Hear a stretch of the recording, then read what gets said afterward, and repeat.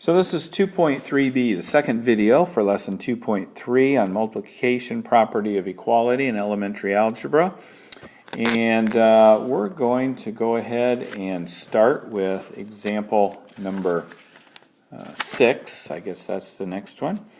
So 6x plus 5 equals negative 13. Okay, so one of the things that I always tell my students is when you're trying to isolate a variable, when you're trying to get this x by itself, we're trying to get rid of this 6 and the 5. Always get rid of the numbers added or subtracted to the variable first, and then get rid of the numbers multiplied or divided. Okay, so we get rid of the addition and subtraction first, and then the things that are multiplied or divided. So let's go ahead and write this as 6x, and let's get rid of this 5 by taking it away, and then that goes to 0.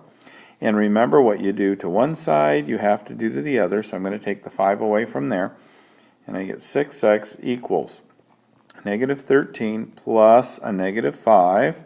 Signs are the same, so I add them. 13 and 5 is 18, and they're both negative, so negative on my answer.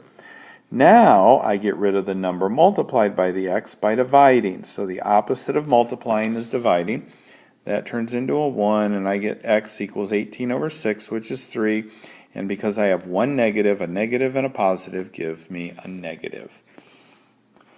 All right, so let's go ahead and look at example number 7.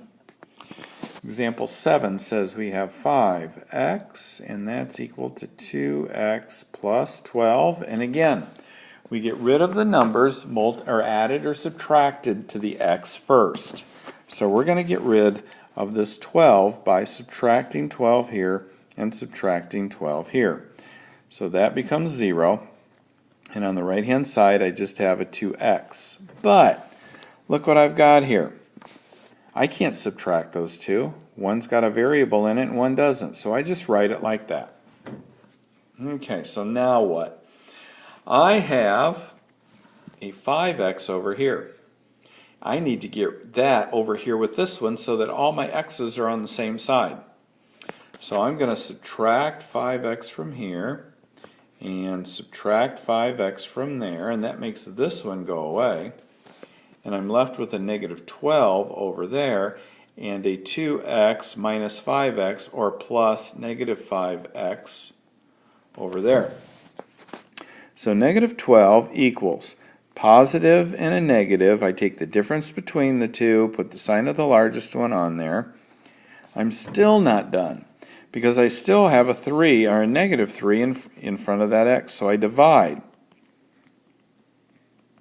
And those go away.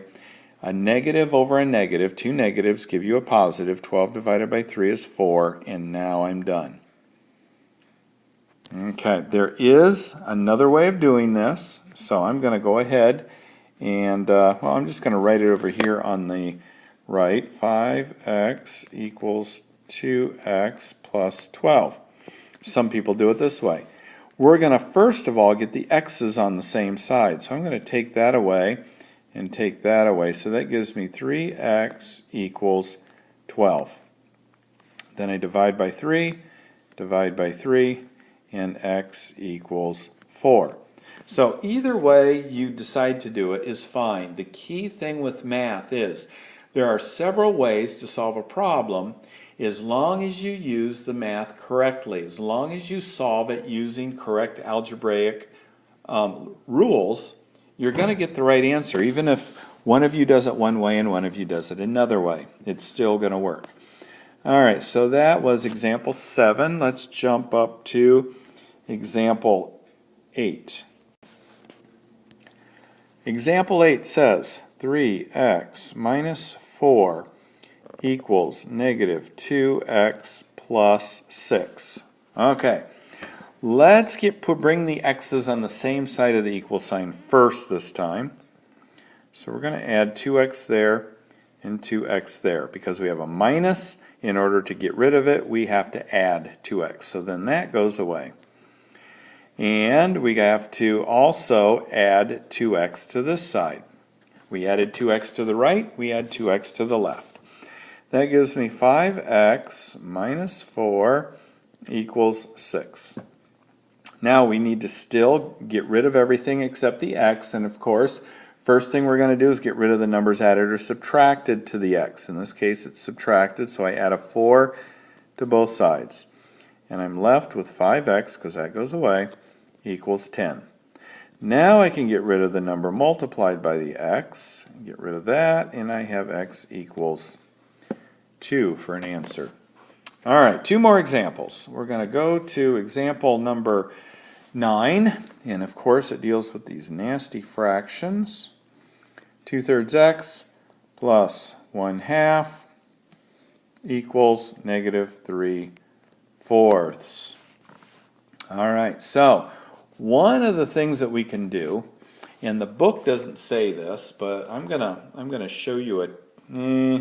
Let's just do it this way, even if the book doesn't do it the other way. We'll get into the other way later. Let's just keep going with what we've got here. All right, so I'm going to change this 2/3 x to 2x over 3, like I had explained earlier. And I've got plus 1/2 equals -3/4.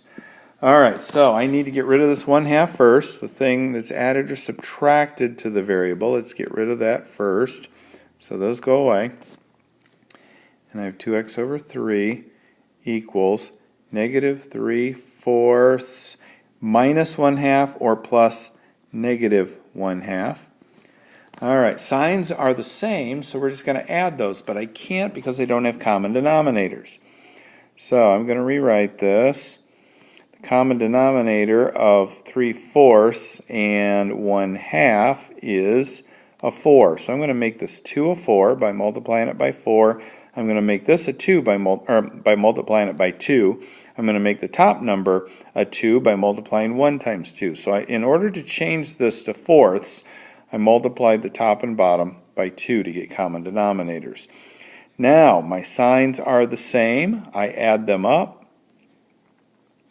put the sign on there, and I still have 2x over 3.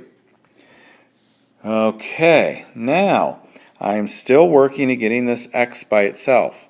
Now when I have something like this, the next thing I get rid of, up here I got rid of the number that was added to the 1/2. Get rid of that first. Numbers added or subtracted to the x we get rid of first.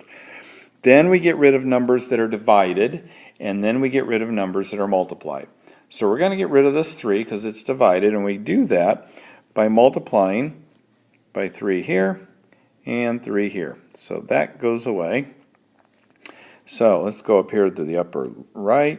I have a 2x left on the left-hand side, and then I have -5/4 times 3, or 3 over 1 if that helps. So 2x equals, multiply through, -15 over 4. Okay? Oh goodness, now what do I do? In order to get rid of this 2, I have to divide, and I have to divide it over here. So that gets rid of that.